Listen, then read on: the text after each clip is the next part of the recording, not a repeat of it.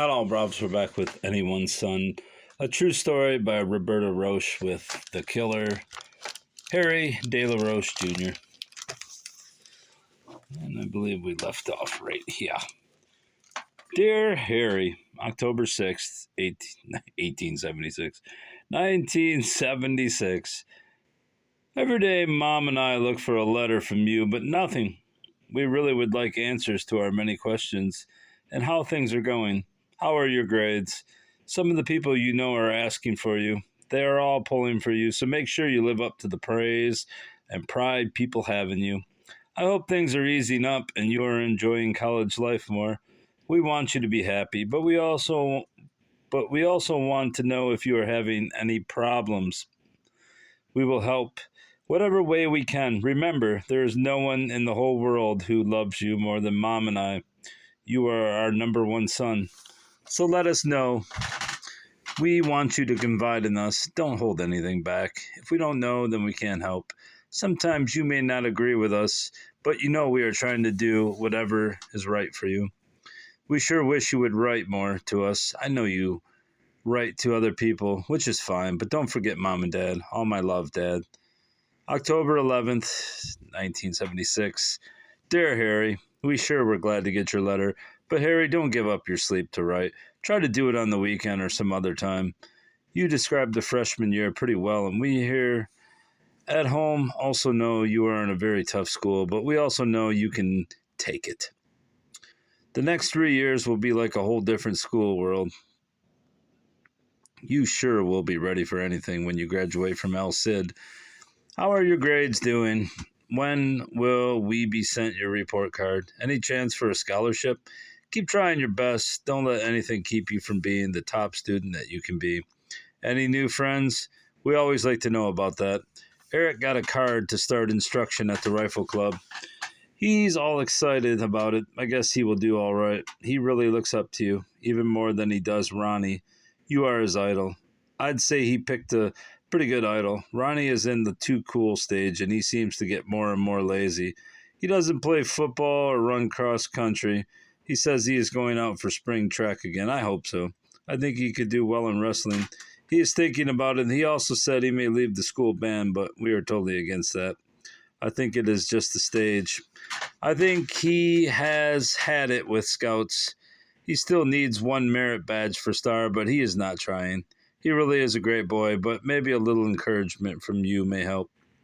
That is, if you think you want to try. Ron also looks up to you. Someday he too will find out that Mom and I are doing things for his own good and not to bug him. But it takes time to understand that. Right now he thinks we are picking on him, but everything will work out okay. It won't be much longer before we send you the airline tickets right after the Christmas Club money comes.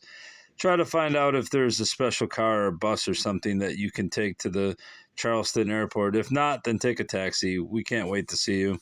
We have so much to ask and talk about when you get home.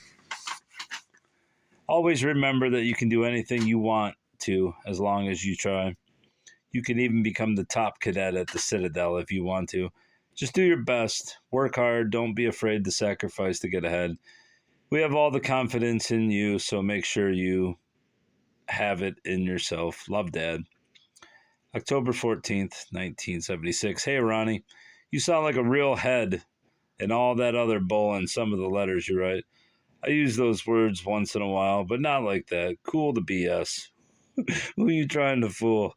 I might have to leave the company, transfer. I was racked by a corporal, and when I left his room, I had left as slow as I could, and to open the door, I punched it open. Broke it right off the hinges. He yelled for me to get back in his room, but I told him where to go. Then his roommate, a mean mother, called me back. He may try to get me out of the company, but the corporal hasn't bothered me since. He knows next time I throw him off the 3rd floor. Hey, don't overdo. Don't bum your head out. When I come back Christmas, I'll probably sell the Mustang and buy an old car down here. Maybe a Nomad or old Ford. Something good anyway. The hot cars are cheap down here. Well, I'll see you later, Burnout. Billy. October 26, 1976. Dear Harry, I was waiting to get the firearm application before writing to you, so here it is. Remember, you have to be fingerprinted up here. Then it goes to the FBI for review. Either bring it home with you or send it up in your letter. The two references for the gun application should be from New Jersey. For the reason for the gun use, target shooting, I hope all the things you are saving to tell us aren't too bad or things that might get you in trouble. Mom and I worry about you. We want everything to go right for you. A little reassurance that everything is okay would be appreciated. But don't bend the truth to make us feel better. Tell us exactly how things are. We will stick by you in every way. Mom and I, Ron and Eric, Grandma and Pop Pop, and Lucky and Muffins are really looking for the day when you will be home. We understand that you will want to visit your friends, but don't forget us. I'm really sorry to hear that there are so many freshmen who don't have enough guts to stick it out. After the first year, it's all different. Again, how are your grades and when do we get the report? How is ROTC going? Try to get a rank in it if you can. It won't hurt. Any chance at a scholarship? Ronnie is calming down some. You know I won't let him get out of hand. I don't try to be tough, only to help and teach the best I can. Do you have it set up to work at the gas station during Christmas holiday? Maybe Steve can help with that. We will be sending the plane ticket down soon. Well, Harry, I'll say so long for now. Be careful and do your best. Don't let anybody bait you into any bad situations. Just take it as it comes.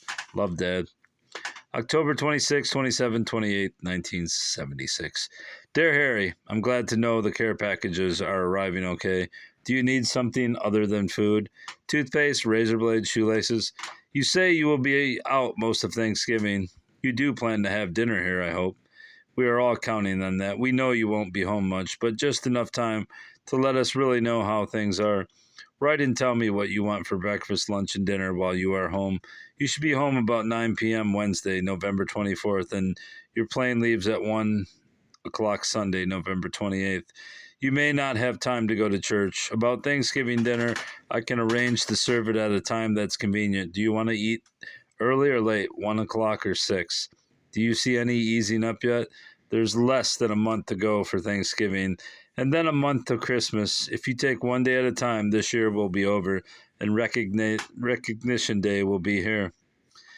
Your early AM letter to Dad has arrived. I would rather not have Grandma and Pop Pop stay overnight on Thanksgiving, because that would mean they would be here all Friday, too. We can sit up late and talk and all that, but I would rather they go home. It was in the mid 20s this AM, warming up to the 30s. You will be wearing that winter coat with the fur hood for sure when you come home. You know the prayer chain they have in church? They prayed away my cancer. Well, they prayed for 4 boys starting college for 1 month. Maybe that has given you the strength you needed to go through the knob year. I'm glad you were on the prayer chain. We know you can do it, no matter how hard it gets. You have a goal, and as long as you keep it in front of you, you'll make it. Today I was stuffing envelopes again for the Republican Party. Tomorrow night is the Republican dance. Sunday I'm helping man. The hell's man? Sunday I'm helping man the phones to get out the voters. I love you, darling, and I pray for you every day. I'm very proud of you. All my love, Mom. October 28th, 1976. Hey, Harry. Yeah, I'm sorry I haven't written. Yeah, I've been goofing out. I made myself a party kit. School's a bust, but I goof out before school most days. I went shooting last night. The way I got there was I walked down the tracks, and when I got to the Burger King, some girl knew me, but I didn't know her. She drove me around. Then Steve got in too. Last night I talked to Patty Hennessy. Oh yeah, I've been to 2 parties. First was a Sweet 16 party with the goody goodies, but I fixed that. I brought pot and beer. Second party was for a kid from California with a lot of kids, like the heads we know. We got messed. Did you ever see my pipe? I also had a cigar joint, 3/4 inch diameter, 5 inches long. I got it for $2.50. A steal. I don't want to send any down so you don't get screwed. We all miss you. Do good. I'm proud of you, Ronnie. November 2nd, 1976. Dear Harry, it was good to hear from you. I'm sorry that you didn't feel well. Did you get some aspirin? Did you see the doctor? Are you feeling better now? I'm sending you a copy of the report card. We were disappointed, but we understand. I hope you can bring up those grades for the next report. Check with your instructors and class advisor to see what can be done. Don't let your grades slip. If you get F, then you could drop then they could drop you out of school. Please do your best. We can't wait for you to get home. The airline tickets are enclosed. We will meet you at Kennedy Airport in New York. It's getting cold up here. You probably won't be able to wait until you get back to the warm South. Harry, don't let anyone get you down. Keep doing your best. Stay strong and smart. When you thanked me for the way we tried to teach you when you were growing up, it meant more to me than anything. Mom and I both felt so good when we read it. Take care of yourself. See the doctor if necessary. Get those grades up for your own sake and pride. We'll see you in about 3 weeks. Well, I don't really want to comment too much, but at least you can see that his dad was disappointed in his grades, but he still told him to keep up the good work, which is not exactly negative. Anyway. November 2nd, 1976. Dear Harry, I'm in school now. The class is asleep except for an occasional joke. I finished my party kit and I really haven't had a good chance to use it. Oh yeah, I used your idea. I put the carpet in your car. I have been putting $5 a week away. In about a month, I will be getting my Social Security. I've been to a few parties lately. Mom and Dad and Eric are going to Port Jervis for Eric's football games. I'll be alone for a day. I can hardly wait. Mom and Dad want me to get a haircut, but I am eluding it. I don't hang around the bowling alley anymore. When you come back, you don't have to bring anything because Mom bought you a new pair of dungarees, and I have plenty of t-shirts. Ronnie. November 5th, 1976. Folks, how are you doing? I'm doing okay. A lot of excitement over the weekend. When the seniors got their rings, the barracks were destroyed. Paint all over the place, garbage cans were flying, and all the freshmen had to clean up the mess. About Grandma and Pop staying over, I want them to stay even if I have to be stubborn about it.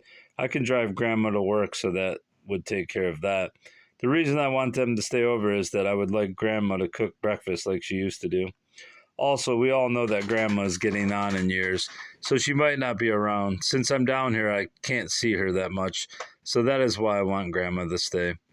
About what I said about being stubborn is what I can be, is that I can be really rotten and leave early from home to come back to school at Thanksgiving and not come home at Christmas.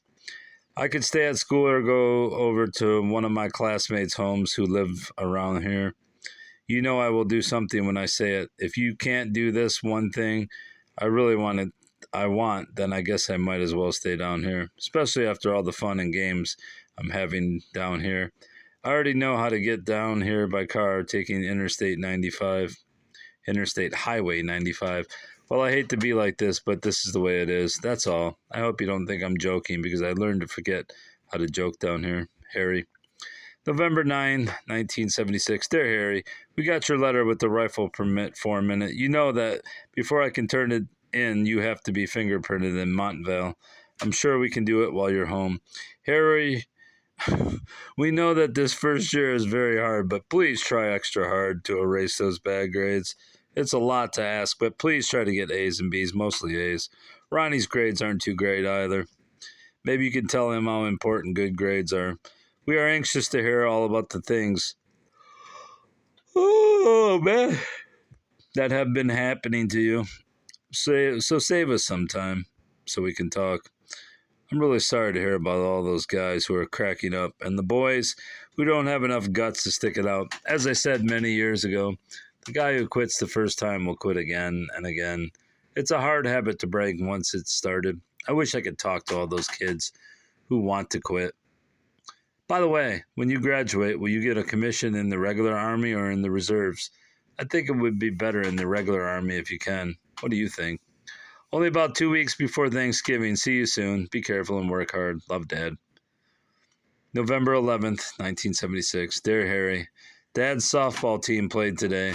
A team on which Roger Anderson played. Roger told Dad you had written. An offer of a ride home at Christmas sounds good, but 1. Is it sure? 2. How about the return trip? 3. How many boys will ride? 4. How much will it cost?